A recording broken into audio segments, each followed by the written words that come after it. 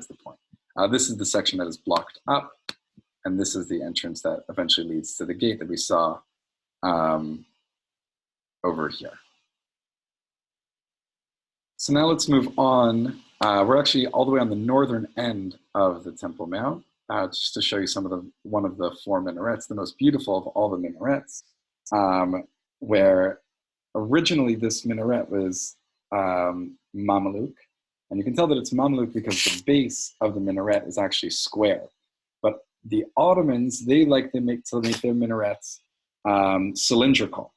So originally it was square, but then it was destroyed by a few earthquakes. So the Ottomans ended up repairing it and making it cylindrical. But what's really beautiful about it is that they actually used the original base of the Mameluke minaret, which is just like a fun little fact that's over here. And just to check out another minaret, because that's the northeast corner. On the northwest corner, there's also a minaret, which is over here, which is the largest of all of the minarets. And it's, in fact, one of the tallest buildings and one of the sturdiest buildings in all of Jerusalem. It has never been destroyed by any earthquakes. And again, it was built a very long time ago in 1298.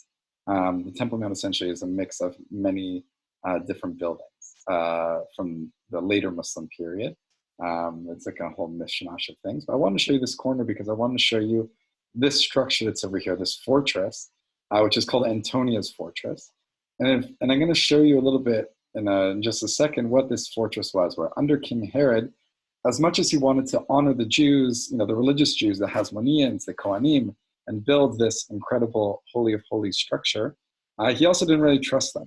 So he builds this huge, massive temple, but then he also builds a huge Roman fortress that goes even higher up and taller than the temple itself so that he can watch over them.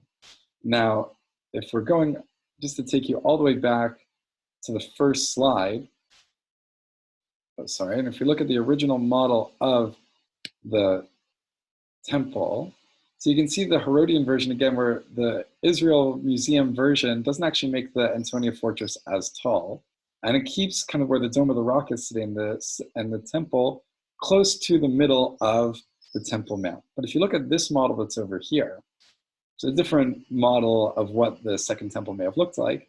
Again, you see the huge, massive platform. You'll notice that the Dome of where the Holy of Holies is actually further to the north than what we'd imagine. And that Antonia's Fortress actually does overlook over here. So there's a few different kind of versions of what this all would have looked like.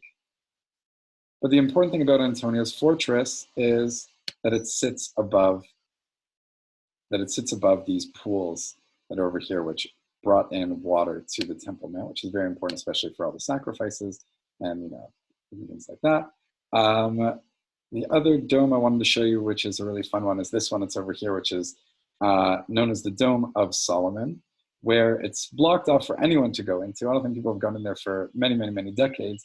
But according to Muslim faith, according to the Muslim tradition, there's a stone that is inside this dome that the Jews brought with them from the destruction of the first temple to Babylon, and brought it back to the Temple Mount when they built the second temple anew.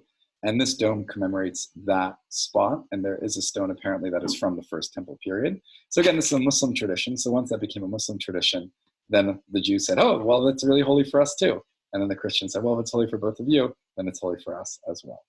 So it's just a fun little game that all the 3 religions play. Now, if you remember from the pools that I showed you before, you can actually visit these pools to this day.